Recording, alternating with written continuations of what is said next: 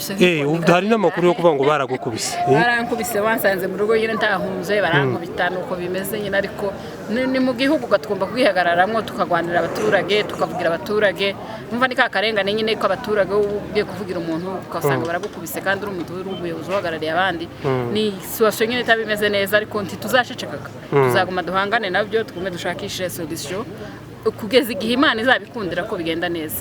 Hanyuma nko mu zo mwamusabye cyangwa se ama recommandation muba mwamubwiye kuko ari iki cyane agomba kwibandaho? Icya twamubwiye cyane ni amatarakaseri gufunga abana b'abahungu b'abasore umuhungu wese babonye bakamufata bakamufunga udafite ikosa udafite iki bagaca twamubwiye kwanzire ari amafaranga uriya mukomanda wa hano ari mu kunyaga abana umuntu agafungwa agatanga amadolari 1,500 ntakosa yakoze icyo kintu catuburiye uburyo.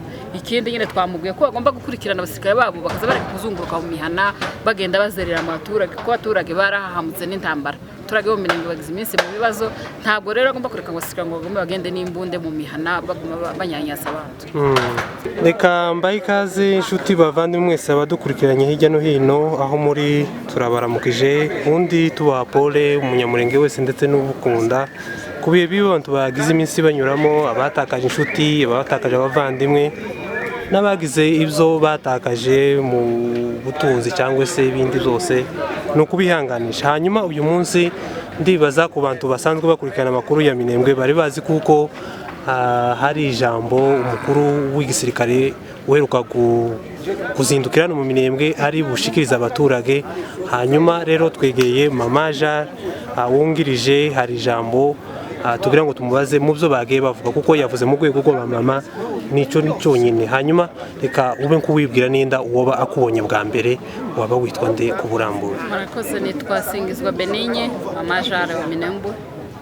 Twari mu nama nkuko ubibona twari ko tuganira na komanda secteur tumubwira ibibazo abaturage bahuye nabyo ukuntu abasirikare bari gutarakasa abaturage batemagura imirima yabo inzitiro ibiti by'amakaratusi babitemagura bapiye amazu atubwira ko agiye kubwira abasirikare biho no kubasensibiliza ndetse n'abakomanda babo kugira ngo bagire umutekano kandi ijambo yatubwiye ko yaje ahetse amahoro adashaka intambara natwe tumusaba amahoro kuko niyo tuguze twari tugize iminsi turi mu buhunzi bamwe barakubiswe abandi banyazwe ibyabo ibintu ntibyari bimeze neza ariko ureba uko twaganiriye neza ko nyine hari ibyo dushoboye n'ibyo tudashoboye twaganiriye nk'abasivile twebwe nyine mu ruhande rwacu cyo dusaba n'amahoro nawe nk'umuntu uhagarariye leta ya Kongo agomba kuduha amahoro. Numva nk'ibyo abantu bagiye bagarukaho bavuga ku bijanye n'inka zarashwe yavuze ko agiye gukora raporo nawe yakazayiheza yerashi uko rero bizagenda bigenda neza abantu bazagenda bamenya amakuru. Yaduhaye n'itangazo ko ejo isoko igomba kurema ya gatanu abantu baragize amahinga 3 batarema isoko urumva nyene ibintu bitari bimeze neza. Murakoze. Hanyuma ko buri gihe haba hari amadelegation aza hano y'inzego zikomeye ndetse kuruta uyu mugabo ese iwe niki mwaba mwizeye kuko hari kizahinduka?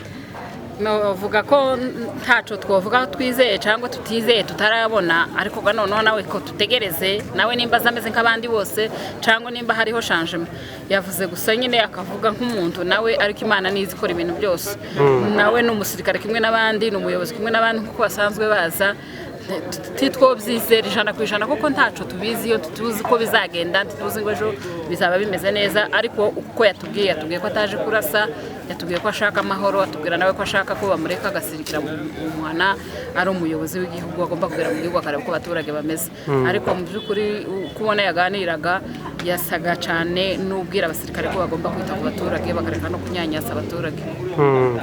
Hanyuma nko mu zo mwamusabye cyangwa se ama recommandation muba mwamubwiye kuko ari iki cyane agomba kwibandaho? Icya twamubwiye cyane ni amatarakaseri gufunga abana b'abahungu b'abasore umuhungu wese babonye bakamufata bakamufunga udafite ikosa udafite iki bagaca twamubwiye kwanzire ari amafaranga uriya mukomanda wa hano ari mu kunyaga abana umuntu agafungwa agatanga amadolari 1,500 ntakosa yakoze icyo kintu catuburiye uburyo.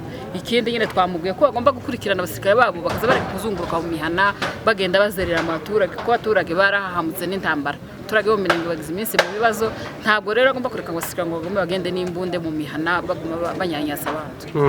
Ni nk'ibyo twagiye tuganira mu bisanzwe. Yego murakoze cyane reka tubihanganishe natwe by'umwihariko nenda hari utekerera kino kiganiro yumva kuko agomba kuguha mpore ni ukuvuga ngo nabo tuguha impore cyangwa se nk'abantu bose bumva kuko bagomba kwihanganisha abaturage ba Minembwe. Hari n'amakuru yo kuvuga ngo baragukubise wansanze mu rugo nyine ntahunze barankubita nuko bimeze nyine, ariko ni mu gihugu gatugomba kwihagararamo tukagwanira abaturage tukavugira abaturage. Umva ni ka karengane nyine ko abaturage ugiye kuvugira umuntu ukasanga baragukubise kandi uri umuntu w'ubuyobozi uhagarariye abandi. Ni situation nyine itabimeze neza, ariko ntituzashecekaga, tuzaguma duhangane nabyo, tugume dushakishe solution kugeza igihe Imana izabikundira ko bigenda neza. Bizakunda hamwe no kwihangana. Asante. Murakoze ubundi pole cyane. Asante.